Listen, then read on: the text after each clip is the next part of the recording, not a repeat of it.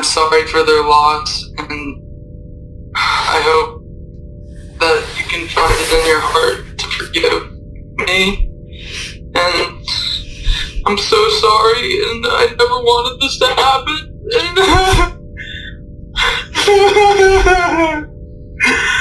I'm so sorry.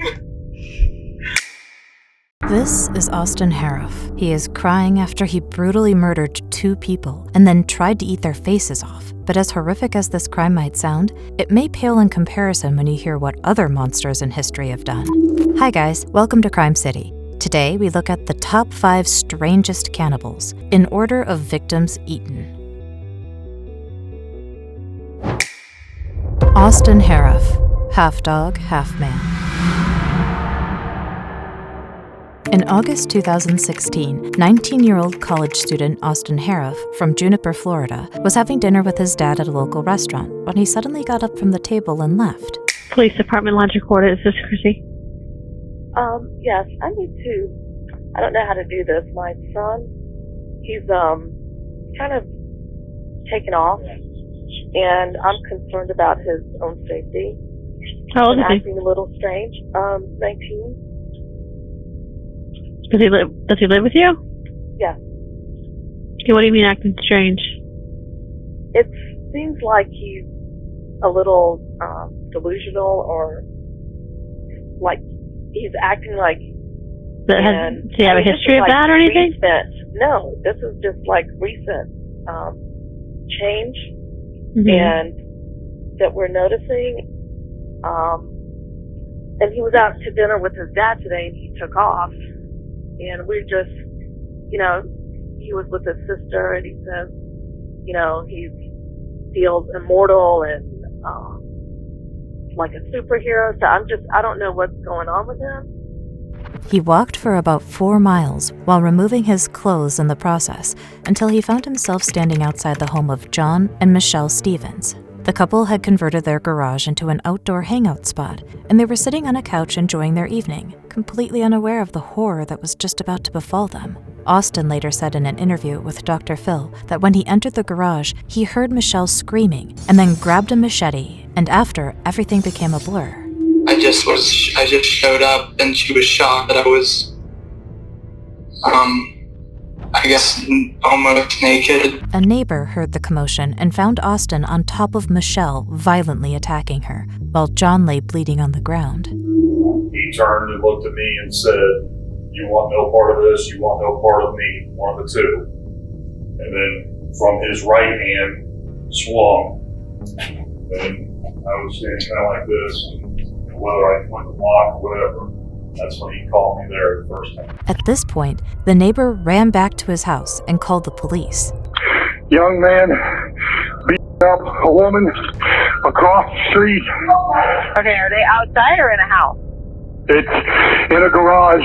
Several officers rushed the scene, but what they found would haunt them for the rest of their lives. It was a scene straight out of a scary zombie movie. Austin was kneeling on top of John, eating his face. A deputy fired a taser at him, but he didn't stop. He kicked him in the head several times, but still, he continued. It took several deputies using all their strength to eventually pull the deranged teenager off of John. And when they finally did, he reportedly told them, "Help me, I ate something bad." And when they asked him, "What did you eat?" he responded, "Humans." Later, while at the hospital, deputies reported that they saw him spitting out what appeared to be flesh and hair.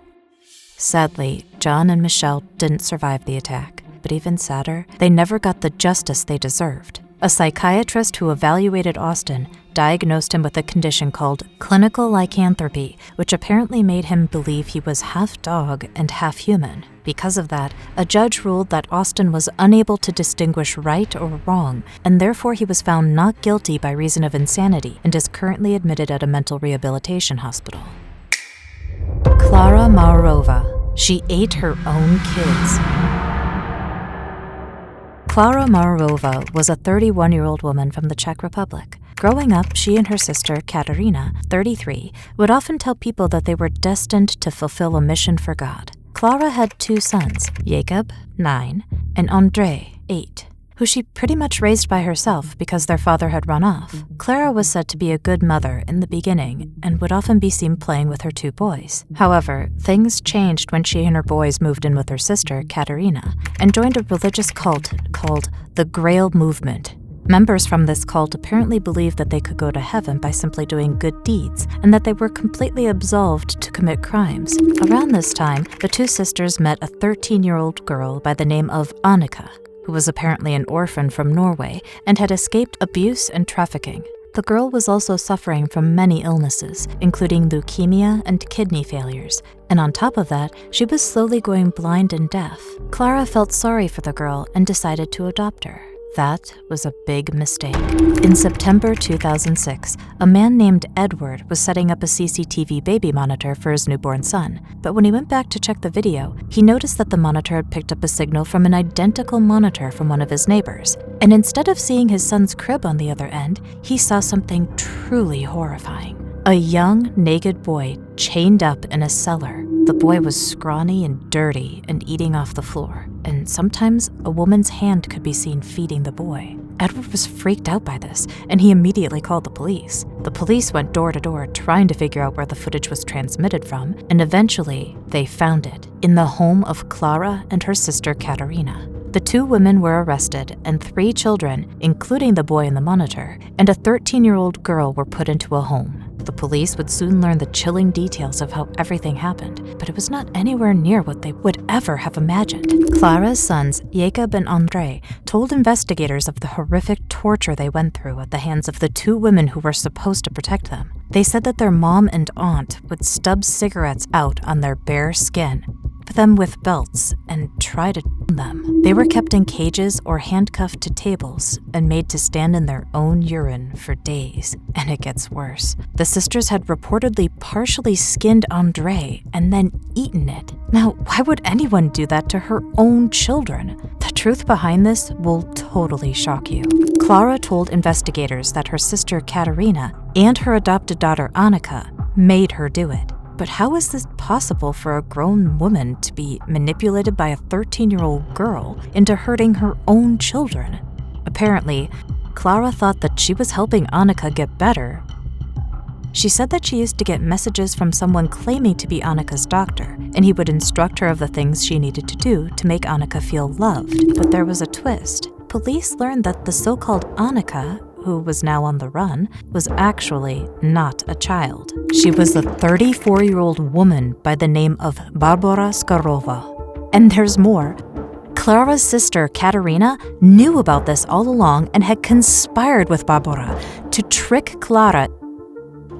The police managed to track Barbara down, but she was arrested and charged along with Clara and Katerina. Clara was sentenced to 9 years in prison, Katerina was given 10 years, while Barbara was sentenced to 5 years in prison. They have all since been paroled. The next case only gets worse. Surinder Kohli, serial cannibal killer. In December 2006, 2 residents of Natarik, India, came across a decomposed hand in a drainage pipe. They immediately called the police, who came and started a coordinated search around the village. In the past 2 years, there have been reports of several children mysteriously vanishing in this small village, and residents felt that the police were not taking the strange disappearances seriously. So when they heard about the gruesome discovery, anxious parents rushed to the scene with photographs of their missing kids. But nothing would have prepared them for the horror that was about to unfold.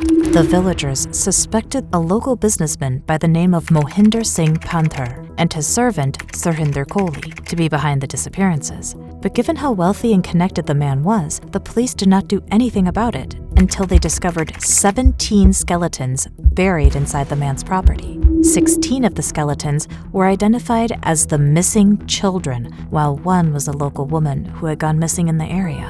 Scary enough, the torsos of the bodies were missing. Post-mortem reports on the 17 sets of skulls and bones showed that 11 of the victims were girls. The pathologists also found that there was a pattern in the killings, and that the bodies had been chopped in butcher-like precision. The bodies had been cut into 3 parts before being disposed of. Mohinder and Sinder were almost lynched by an angry mob before the police took them into custody. During interrogation, Sinder reportedly confessed to most of the killings, revealing chilling details of how he would strangle his victims before snapping their heads and throwing them in the drain behind his employer's house. 3 more skulls and body parts, believed to belong to children, would later be found in the drains outside the house. At first, investigators suspected that the killings were motivated by illicit trade in human organs, but later detectives would find several plastic bags containing the missing torsos. There were also reports that Sinder had confessed to eating the victims' livers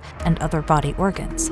After interrogating Sinder, detectives concluded that he was a psychopath used to carry out the killings, and that it was possible that Mohinder had not played any role in the murders. However, on February 12, 2009, both Mohinder Singh and Sinder were found guilty of the murders, with Mohinder being convicted for 2 out of the 5 cases against him, and Sinder being convicted in 10 out of the 16 against him. They were both sentenced to death. Andrei Chikatilo, the Butcher of Rostov. Andrei Chikatilo was a depraved monster from the Ukraine state of the USSR who would kill his victims, remove their reproductive organs, and eat them. He said, "I liked to nibble on it. They were so pink and springy." Those were the words he used. His villain story began when he was a teenager and had an incident with a girl that ended quickly. This led to him getting ridiculed, and he set out to make himself feel powerful. In August 1981, Andrei lured a 17-year-old girl that had been found at a bus stop to a wooded area and attempted to violate her. He would attempt to have normal sex with the woman. He would inevitably fail. That would release the great rage that lived and lurked inside of Chikatilo. When he couldn't perform, Andrei forced mud inside the girl's mouth to stifle her screams, and then beat her to death. As if that's not already horrifying enough, he went on to tear up her body with his teeth, eating some of her organs. He would later confess to this brutality, saying that it gave him some sort of physical release and made him want to do more. So he developed some sort of pattern where he would target young runaways of both genders at train stations and bus stops before luring them into a nearby forest where he would mutilate their body and eat their organs. He was a man who was impotent. What does the word impotent mean? It means literally without power. So in every case, whether he was dealing with the young boys, the young girls, or the young women, it was essential for Chikatilo to establish physical dominance and control over the victim. By the time he was arrested on November 20th, 1990, Andrei claimed to have taken the lives of 56 people, even demonstrating to the authorities how he had done it. However, the police could only verify 53 cases, which was still far above the 36 cases that they had suspected him of committing. During his trial, Andrei was held in an iron cage designed to protect him from the relatives of his many victims. Throughout his trial, he tried to make the judge believe that he was crazy. He would sing, talk gibberish, and at one point even reportedly removed his trousers and exposed himself to everyone in court. However, the judge saw through this act, and on October 15, 1990, he gave his verdict. Учитывая чудовищные злодеяния, что он творил, судебная коллегия не может не назначить ему единственное наказание, которое он заслуживает. Исключение первого наказания и приговаривает его к смерти. On February 15, 1994, Andrei Chikatilo was executed by a single shot behind the right ear, ending his 12-year streak of terror. Ratu Udre Udre, the most prolific cannibal. Ratu Udre Udre was a Fijian chief who holds the Guinness World Record for the most prolific cannibal. During the 19th century, Ratu reportedly ate between 872 and 999 people. According to his son, Ratu would go to battle with other tribes, and when he won, his tribal warriors would collect everybody they had killed so that he could feast on them. He would cook and recook the bodies to keep them from decomposing, and then keep the leftovers in a box and eat them one by one until they were all gone. He actually kept a stone for each body he ate. The stones are now placed alongside his tomb in Raki Raka in northern Viti Levu. While there were only 872 stones found, some reports say that there were some stones missing. Therefore, his number of victims was actually 999. It is believed that had he consumed his 1,000th body, he would have become immortal. Ratu is said to have been shot and killed by the Fiji government in 1840, though the manner of his death was never documented. Now, these cases are totally horrifying, to say the least. I feel bad for the families who lost their loved ones because of these monsters. But what do you guys think about these cases? And who are the other famous cannibals you know of? Let me know your thoughts in the comment section, and don't forget to like and subscribe for more.